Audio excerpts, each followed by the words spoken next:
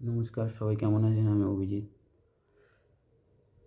আজকে যেটার কথা বলবো সেই সেটাতে অনেক কিছু মানে ভুল ত্রুটি হলে মার্জনা করবেন।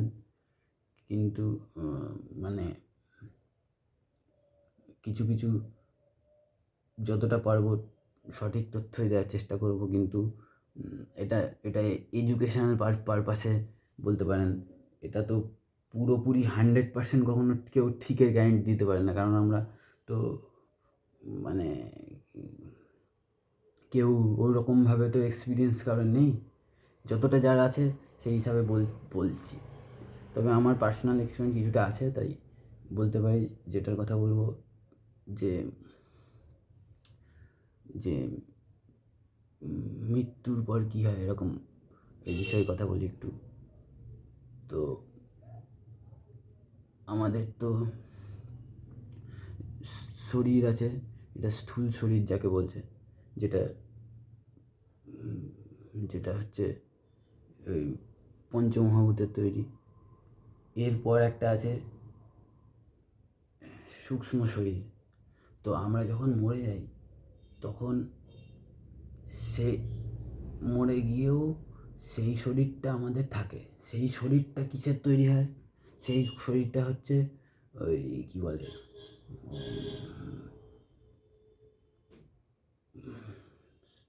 মানে গুণমায়ার, সেটা মানে সাত্ত্বিক রাজস তামসের। তাই আমরা যদি মরেও যাই তারপরেও কিন্তু বেঁচে থাকে, কেউ কিন্তু মরে যায় না। সেটা আমাদের এক্সপিরিয়েন্সে আসছে না। মানে যারা মরে গেছে তারা মরে যায়নি, কিন্তু কেউ তারা আছে। তাদের এনার্জির লেভেলে আছে তারা। মানে এনার্জি একদম একই রকম আছে, কোনো পরিবর্তন না, একই আছে সব। কিন্তু আমাদের এক্সপিরিয়েন্স যাচ্ছে না। যাই হোক, এটাই বলার উদ্দেশ্য। তো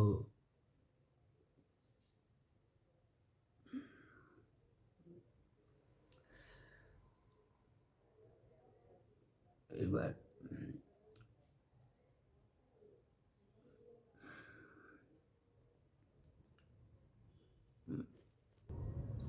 হ্যাঁ, তো যেটা বলছিলাম, তারা সবাই আছে, কিন্তু আমাদের এক্সপিরিয়েন্সে তারা আছেন নেই, পাচ্ছি না, কিন্তু তারা আছে সব জায়গায়। এবার সেটা কীরকমভাবে, ধরুন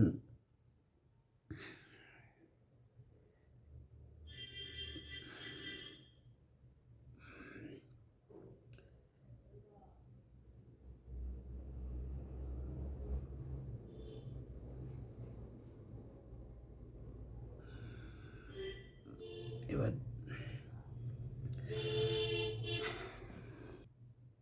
হ্যাঁ, তো যেটা বলছিলাম, তো সেটা তারা আছে। তো তারা কীরকমভাবে আছে, তারা আছে মানে কী বলবো, এক্সপিরিয়েন্সের লেভেলে আছে তাদের। মানে এটা হচ্ছে ভগবানের একটা, এটাও ভগবানের হাতেই হস্তে পড়ে। যেমন ধরুন, কেউ ভাবুন মরে গেল, সে আপনার আত্মীয় ছিল। তো সে সে আপনার ওপর মানে আপনার এক্সপিরিয়েন্স সে থাকতে পারবে, সেটা ভগবান ঠিক করবে। এবার ধরুন কেউ, এবার একটা ভালো উদাহরণ দিই। ভাবুন কেউ পাপ করেছে, বা অনেকে আছে যারা ভালো মানুষ না, তারা খুন খারাপি এসব করে। তো এইবার ধরুন কেউ সেই রকম করলো, মানে মানে খুন খারাপি করলো। তো তো ভাবেন একটা দুটো তিনটে করলো খুন, সে একটা দুটো তিনটের কথাই ছেড়ে দিন, এক দুটো ভাবেন করলো সে কোনো রকম। তো ভগবান তার উপর সেই ওই ওই শক্তিগুলোর, মানে ওই ওই আত্মারা অশরীরী আত্মারা তার ওপর মানে মানে মানে ওরা বাঁচে কেমন করে, মানে তার একজনের ওপর কন্ট্রোল করে সে বাঁচে। মানে তো যে যে যখন সে ক্রাইম করলো তখন তার ওপর ওই যে যাদের যাদের মারলো তার ওপর তার পারমিশন চলে এলো যে তার ওপর সে ইয়ে করতে পারে। তো মরে গিয়ে সে তার ওপরই চেপে বসলো, তার ঘাড়ে, যাকে বলে ঘাড়ে মানে ভিতরের কথা, এনার্জির কথা লেভেলে বলছি, ভিতরে মানে তার যে যে ক্ষত করেছে তার ওপর করলো। আর দেখবেন কিছুদিনের মধ্যে মানে এরকম অনেক আছে তাদের, সে হয়তো সুইসাইড করে মরবে, নাহলে মানে কোনো বিপদে পড়ে মরবে, বা দেখবেন কিছুদিনের মধ্যে খালাস করে দেবে তাকেও সে খালাস করে দেবে। কে করলো? ওই শক্তিগুলো করলো, তারা প্রতিশোধ নিল, মানে তারা আছে কিন্তু যায়নি সে তারা। তো এই হিসাবে থাকে। তো তো এবার বলবেন তাহলে তো কিছু কিছু লোক আছে, বদমাশ লোক আছে যারা তো প্রচুর বাজে কাজ করেছে তাদের বিষয়। তাদের কিন্তু দেখুন, এটার মধ্যে দুটো ব্যাপার আছে।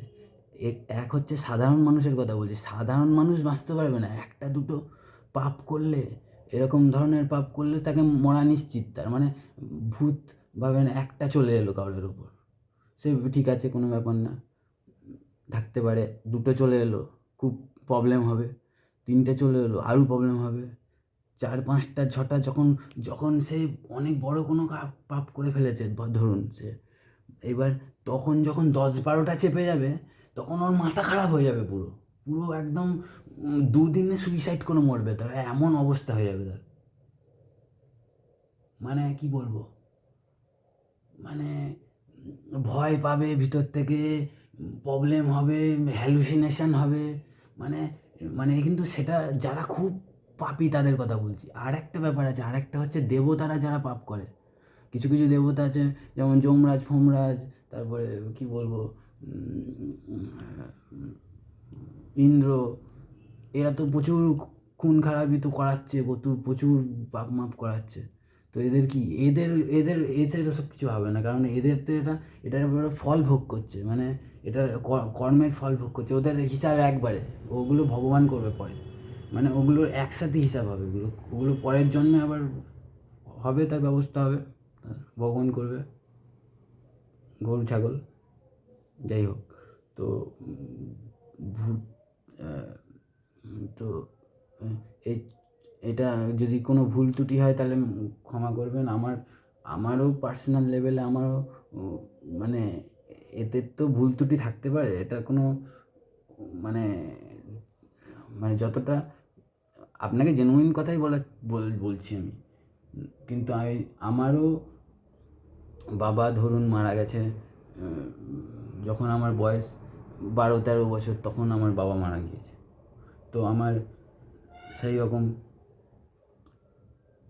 অশরীরী আত্মার মানে এক্সপিরিয়েন্স আছে 1-2টো, 3-4টে। তো এরকম বললাম, আমার বাবাই আছে একজন।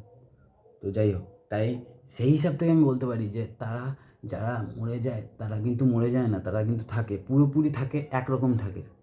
যেমন মরার আগে ছিল ঠিক তেমন মরার পরে থাকে। মায়াবদ্ধ যতক্ষণ আছে সে মরবে না, সে আবার জন্ম নিয়ে আসবে, কিন্তু মরবে না, কিন্তু সে যেমন ছিল তেমনই আছে। তো এটা একটা এডুকেশন পারপাসে বলা হলো, একটু কোনো ভুল ত্রুটি হলে ক্ষমা করবেন। আজকে এইটুকু রাখি, পরের দিন আমার কথা বলবো। ধন্যবাদ।